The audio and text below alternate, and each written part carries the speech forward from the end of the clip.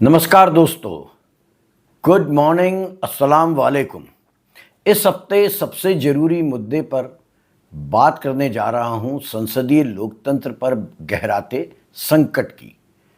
और जब इसकी बात करने की सोची तो मुझे याद आ गए अदम गोंडवी। अदम गोंडवी की एक कविता है, अद्भुत कविता है, जो हमारे संसदीय लोकतंत्र के चरित्र को सामने लाने का काम करती है। तो शुरुआत चलिए उनकी कविता से करते हैं, सबने सुनी होगी। काजू भुने प्लेट में, विस्की ग्लास में, उतरा है राम राज्य विधायक निवास में। पक्के समाजवादी हैं, तस्कर हों या डकैत, इतना असर है खादी के उजले लिबास में। आज़ादी का ये जश्न वो मनाएं किस तरह, जो आ गए हैं फुटपाथ पर घर की तलाश में। पैसे से आप चाहें तो सरकार गिरा दें, पैसे से आप चाहें तो सरकार गिरा दें। संसद बदल गई है यहाँ के नक्काश में। नक्काश का अर्थ बाजार। संसद बदल गई है यहाँ के नक्काश में। जनता के पास एक ही चारा है, बगावत। जनता के पास एक ही चारा है, बगावत। ये बात मैं कह रहा हूँ पूरे होशो हवास में। अद्भुत कविता है। तो चलिए बात करते हैं आज के मुद्दे पर। भारतीय लोकतंत्र की आत्मा संसद है, वह मंच जहां जनता के प्रतिनिधि बैठ के जनता से सवाल करते हैं, नीति बनाते हैं और ज़रूरत पड़ने पर जवाब भी मांगते हैं। लेकिन हाल के वर्षों में, खासकर 2014 के बाद से, इस आत्मा को कई बार प्रताड़ित किया गया है, कई बार इस आत्मा को झटका लगता दिखा है। संसद सत्रों के दौरान प्रधानमंत्री की बार बार विदेश यात्राएं, और इस बार तो उपराष्ट्रपति का कार्यकाल पूरा होने से पहले अचानक रहस्यमय इस्तीफा और प्रधानमंत्री जी का प्रेस से लगभग एक दशक से संवाद न करना, ये सब घटनाएं मिलकर उस जवाबदेही की संरचना को कमजोर करती हैं जो लोकतंत्र की रीढ़ मानी जाती है। 2025 का मानसून सत्र जो आजकल चल रहा है 21 जुलाई से, और संभावना है यदि कोई व्यवधान, जैसा कि उपराष्ट्रपति जी के अचानक इस्तीफे से पैदा हुआ, ऐसा ही कोई अन्य व्यवधान पैदा ना हो, तो 21 अगस्त तक यह सत्र चलेगा, जिसमें कुल 21 बैठकें होनी तय हैं। ठीक उसी समय जब ये सत्र शुरू हुआ, हमारे प्रधानमंत्री नरेंद्र मोदी जी 23 से 26 जुलाई के बीच ब्रिटेन और मालदीव की 4 दिवसीय यात्रा पर निकल पड़े। प्रधानमंत्री अमूमन ऐसा ही करते आ रहे हैं, जब भी संसद सत्र चलता है वो विदेश यात्राओं पर अवश्य जाते हैं।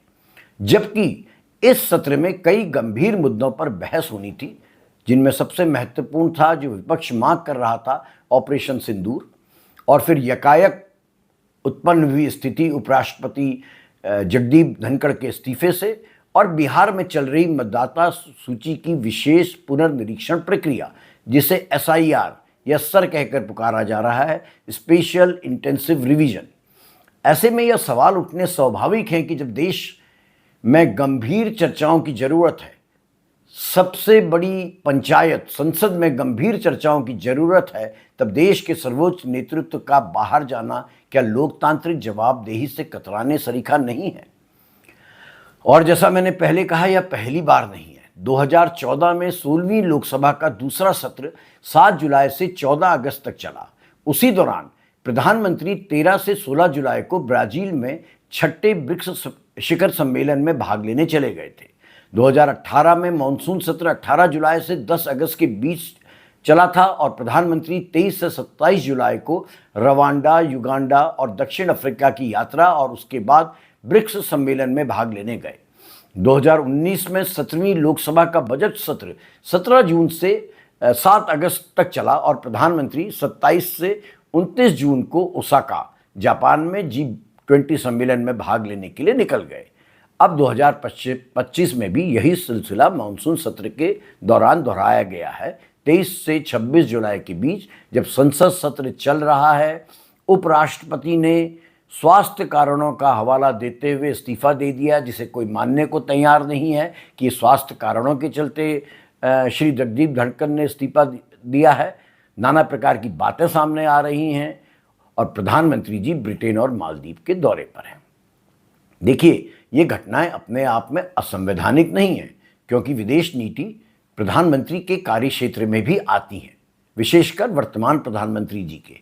यूँ हमारे यहाँ जयशंकर जी विदेश मंत्री हैं, लेकिन ये आप और मैं हम सभी जानते हैं कि प्रधानमंत्री जो माना जाता है कि आधा विश्व घूम चुके हैं, विदेश नीति के मामले में वो ही आगे रहते हैं। हमारे विदेश मंत्री तो कहीं नज़र आते नहीं हैं, और जब आते हैं तो ऐसे मामलों में नज़र आते हैं और ऐसा बयान दे जाते हैं कि खुद विवादों में फंस जाते हैं। बहरहाल, बार बार ऐसे संवेदनशील समय में संसद से अनुपस्थित एक लोकतांत्रिक परंपरा के लिए प्रधानमंत्री की अनुपस्थिति उचित नहीं कही जा सकती है। जब संसद में सरकार से सीधा संवाद अपेक्षित होता है, तब शीर्ष कार्यपालिका की गैर मौजूदगी विपक्ष को यह कहने का अवसर दे रही है कि प्रधानमंत्री असहज सवालों से बच रहे हैं। इसी सत्र के दौरान सबसे बड़ी और एक असाधारण घटना जो हम सब ने देखी वो थी 21 जुलाई 2025 को उपराष्ट्रपति और राज्यसभा के सभापति जगदीप धनखड़ का कार्यकाल के मध्य में ही, अपने 5 वर्षीय कार्यकाल के मध्य में ही इस्तीफा दे देना।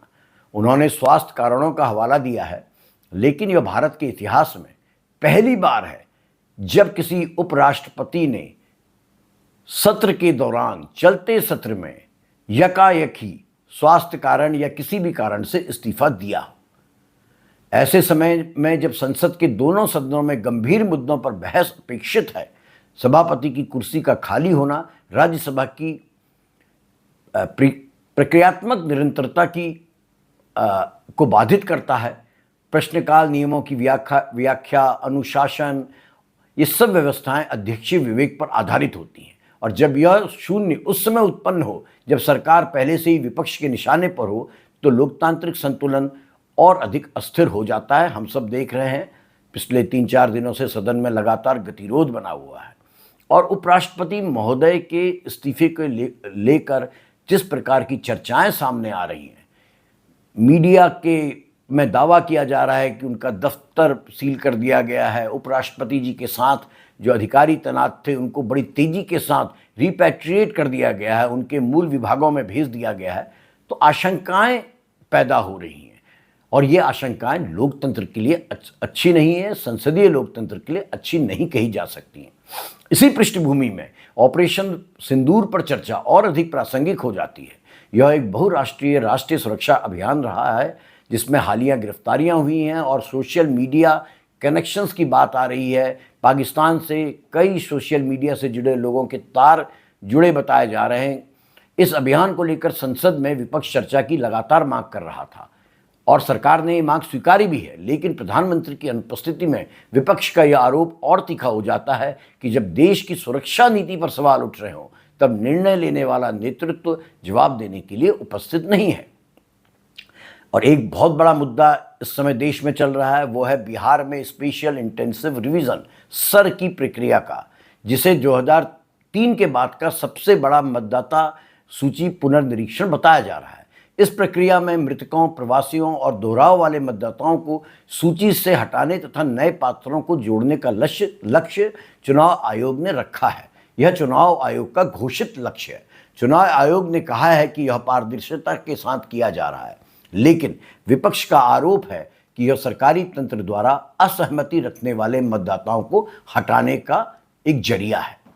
आयोग ने यह भी कहा है कि लगभग 8 करोड़ मतदाताओं को फॉर्म दिए गए हैं, उनके फॉर्म भरे गए हैं और अपलोड कर दिए गए हैं, लेकिन समय सीमा के आखिरी चरण में लाखों फॉर्म शेष रह गए हैं। और देखिए, वरिष्ठ पत्रकार अजीज अंजुम ने तो अद्भुत ग्राउंड रिपोर्टिंग की है।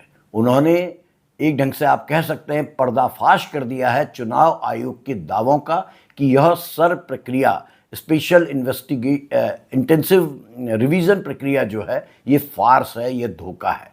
अजीज अंजुम की रिपोर्टिंग से आप देखिए, आपको सारा सच सामने आ जाएगा। ऐसे परिदृश्य में वैधता बनाम लोकतांत्रिक समावेश की एक नई बहस पैदा होती है और संसद में इसकी विस्तृत समीक्षा की आवश्यकता बनती है।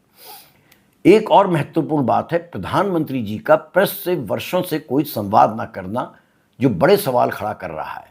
2014 से अब तक उन्होंने किसी स्वतंत्र प्रेस कॉन्फ्रेंस में पत्रकारों के सवालों का उत्तर नहीं दिया है।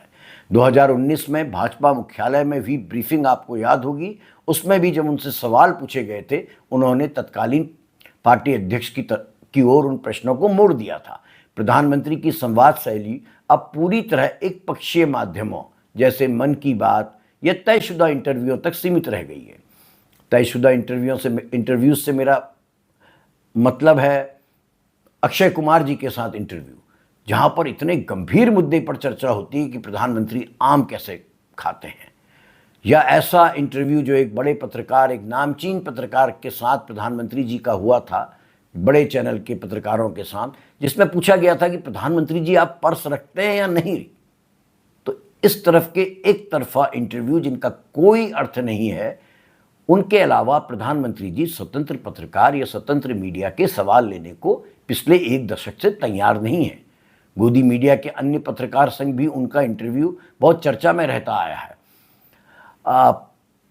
गोदी मीडिया के नामचीन पत्रकार ने प्रधानमंत्री से पूछा था, जैसा मैंने आपको बताया, कि वो पर्स रखते हैं या नहीं रखते। इसे जनाब आप क्या मानेंगे? यह प्रेस की स्वतंत्रता को धक्का है और यह लोकतंत्र के उस स्तंभ को कमजोर करता है जिसे हम जन सूचना का मंच कह पुकारते हैं। लोकसभा में नेता विपक्ष राहुल गांधी लगातार यह आरोप लगा रहे हैं कि उनको संसद में बोलने नहीं दिया जा रहा है। यह आरोप अभी उन्होंने इस सत्र के दौरान भी लगाए। हाल ही में उन्होंने ऑपरेशन सिंदूर को लेकर भी कहा कि अमेरिका के राष्ट्रपति डोनाल्ड ट्रंप अब तक 25 बार कह चुके हैं कि उन्होंने भारत पाकिस्तान के बीच सीज फायर कराया, लेकिन भारत के प्रधानमंत्री ने उनकी बातों का कोई सार्वजनिक रूप से प्रतिकार नहीं किया। यह गंभीर आरोप है राहुल गांधी जी का और एक गंभीर कूटनीतिक मुद्दा है, और जब संसद में इसकी चर्चा होनी चाहिए तब प्रधानमंत्री जी विदेश यात्रा पर है। राहुल गांधी यह भी कहते हैं कि उन्हें संसद में बोलने नहीं दिया जाता है और विपक्षी आवाज़ दबाने का प्रयास किया जाता है। उनका यह कहना कि मुझे संसद में बोलने का अवसर नहीं दिया जा रहा है जबकि मैं देश की ज्वलंत समस्याओं पर बात करना चाहता हूं, इस बात को रेखांकित करता है कि लोकतंत्र केवल सत्ता का खेल नहीं बल्कि असहमति को जगह देने का भी मंच है।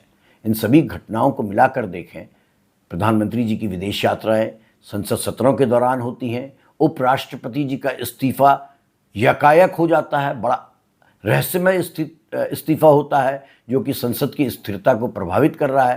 प्रधानमंत्री जी प्रेस से संवाद नहीं करते हैं और विपक्ष को संसद में बोलने नहीं दिया जा रहा है। तो यह स्पष्ट संकेत है कि संसदीय लोकतंत्र की जड़ें धीरे धीरे कमजोर हो रही हैं। यह मेरी किसी व्यक्ति विशेष की आलोचना नहीं है या कोई व्यक्तिगत आलोचना नहीं है, बल्कि उस संस्थागत संतुलन की चिंता है जिस पर भारत का लोकतंत्र टिका है। पंडित जवाहरलाल नेहरू ने संसद को राष्ट्र की आत्मा का आईना कहा था। डॉक्टर भीमराव अंबेडकर ने चेताया था कि यदि कार्यपालिका संसद को कमजोर कर दे तो लोकतंत्र धीरे धीरे समाप्त हो जाएगा।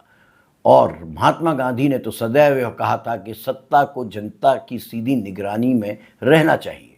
हालांकि यह दीगर बात है कि राजघाट में सोए गांधी की अब कोई परवाह नहीं करता है और एक माहौल ऐसा बना दिया गया है कि आम जनता के सपनों में भी राजघाट में सोए बापू आए ही ना। बहरहाल यह आवश्यक नहीं कि विदेश यात्राएं, उपराष्ट्रपति का इस्तीफा या संवाद के तरीके पूरी तरह गलत हों, लेकिन जब यही सब घटनाएं संसद के सत्र के दौरान टकराती हैं, जब जवाबदेही की घड़ी आती है और ऐसे समय में देश का शीर्ष नेतृत्व अनुपस्थित हो, तो यह एक संस्थागत विकृति का संकेत बन जाता है। अगर इस विकृति को समय रहते नहीं रोका गया तो हम एक ऐसे शासन तंत्र की ओर बढ़ेंगे जहां संसद केवल प्रतीक बनकर रह जाएगी और संवाद केवल एक तरफा होगा और प्रेस केवल एक घोषणा पत्र होकर रह जाएगी, जो एक्चुअल में आप देखें तो रह भी गई है। गोदी मीडिया जो शब्द आया है वो बहुत ही घातक शब्द है। गोद में बैठा हुआ मीडिया, तो प्रेस के साथ तो हम कह ही सकते हैं कि अब प्रेस केवल एक घोषणा पत्र, सत्तारूढ़ पक्ष का घोषणा पत्र बनकर रह गया है। बहरहाल ये गंभीर मुद्दा है और इसी में मुझे एक और अपने प्रिय कवि याद आ गए, रघुवीर सहाय। उनकी कविता से मैं इसकी समाप्ति करता हूँ। उन्होंने राष्ट्रगीत को लेकर एक अद्भुत कविता लिखी। वो कविता कहती है कि राष्ट्रगीत में भला कौन वह भारत भाग्य विधाता है, फटा सुथन्ना पहने जिसका गुण हर चरना गाता है। मखमल टमटम बल्लभ तुरही पगड़ी छत्र कवर के साथ, तोप छुड़ाकर ढोल बजाकर जय जय कौन कराता है, जो आजकल देश में हो रहा है, जय जयकार। पूरब पश्चिम से आते हैं नंगे बूचे नर कंकाल, सिंहासन पर बैठा उनके तमगे कौन लगाता है। कौन कौन है वह जनगण मन, कौन कौन है वह जनगण मन, अधिनायक वह महाबली, डरा हुआ मन बेमन जिसका बाजा रोज बजाता है। धन्यवाद।